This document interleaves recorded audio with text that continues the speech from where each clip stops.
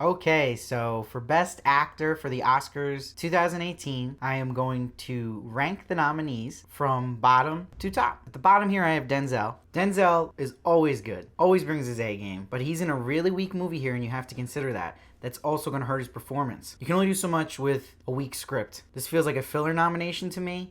It might relate to James Franco getting in a little controversy that he might have taken his spot. And for Denzel, this isn't his most standout role. I thought he was way better last year in Fences even. It was way stronger, so I just don't think this is deserving here. And I think he knows that too. I think this is a clear, different level than the other four, where this is just, you can pass on it. At 4, I have Daniel Kaluuya, who I love. He is the star of Get Out. Now, what really stood out for me with him is the crying scenes. He's an amazing crier. He's amazing at conveying different emotions. The sky's the limit with him. If you've seen the episode of Black Mirror, 15 Million Merits, there's a scene in that where he just lets it all out and yells at these corrupt judges. That was one of the best acted scenes I've ever seen, and I knew then that this guy was something special.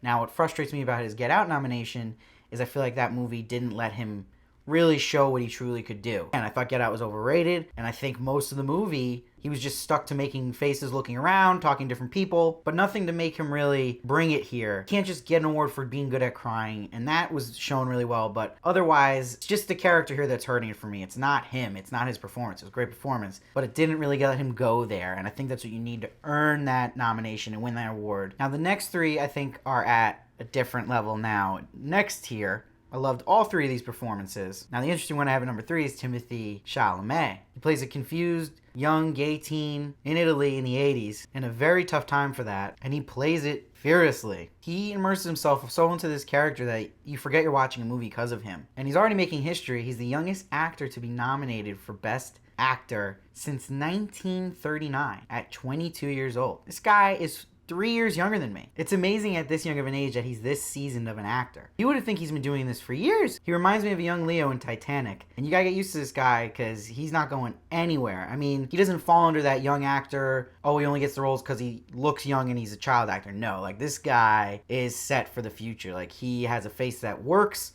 to play older roles when he gets older. This is the beginning of a career and many nominations. So just get ready for this guy. He's the next big deal. I see Leo potential in him. And he reminds me of Jared Leto as well. But you gotta hand it to him for all the scenes he handled really well here, especially the scene where he put his head in that guy's bathing suit on the bed and when he did some crazy stuff with an apricot. Really challenging, weird stuff. And he definitely deserves a nomination here. Now, number 2, I got the legend Daniel Day-Lewis, who's very polarizing as an actor, where some people love him, some people hate him. But I think if you're on either field in that debate, you like him here. This is, I feel, his most reserved role in a great way. He proved he's not just a theatrical type actor. It was the least over-the-top Daniel Day-Lewis performance I've ever seen. I think he proved his doubters that he can handle anything. Every single mannerism he nails down of playing this pompous elite man who just lives a different life than other people beneath him. And the way he portrays the love he has for this woman in it, it's unlike anything I've ever seen. It's just different and kind of makes you understand, not agree with, but understand where these type of men are, their thinking's at. I think he just really hits it. And when he's designing those dresses, I feel like he actually knows what he's doing. We know Daniel Day-Lewis is a method actor and jumps right into the roles. I was convinced the whole time he was this guy. Note for note, he did awesome. And he's so confident on the screen. He owns the scenes. He just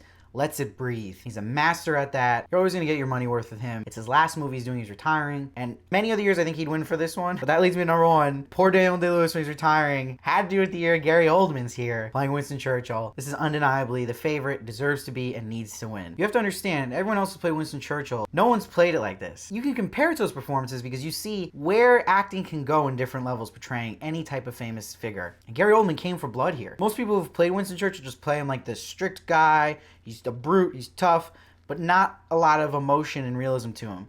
Gary Oldman literally transformed himself, looks like him with that amazing makeup job, and he's able to play goofy, tyrant, and a drunk version of Winston Churchill all in one. He mixes it so well, and I felt like I met the real Winston Churchill watching this. I mean, when I saw the trailer for this movie, I didn't even know that was Gary Oldman until someone told me later on he was nominated for that. I'm like, that's Gary Oldman? What? And the scene that won it for me for him, you could say all the things about this great speeches he made. When he was really drunk and he was telling his assistant to write one of his speeches, he sees a newspaper with Hitler in it, and he gets this rage in his head and these thoughts he's portraying of being so angry at Hitler and what he's about. And it really portrayed why Winston Churchill was a good guy through all this yelling and crazy drunkenness and nonsense, because his rage was in a good place. He had a good heart. I think Gary Oldman nailed that about the character, what this movie was going for with it. And he just stole the screen. I mean, it was almost like the other actors just watching him at points. Like, his mesmerizing performance. It's definitely Gary Oldman's best, I believe. I think he'll win for sure, and I completely agree that he deserves it. Please comment below. Let me know what you guys thought of the Best Actor nominees, what your ranking is. I'd love to hear it. I respond to everybody. Let me know if you agree, disagree. Anything you want to say, let me have it. Can't wait to hear what you guys got to say. Please subscribe. I also did Best Actor, so you can watch right here. And I'll be doing Best Picture coming up. And it'll all be in time for the big show on Sunday. So please subscribe to see all those. Follow me at Steve Varley1 on Twitter and Instagram, and keep coming back.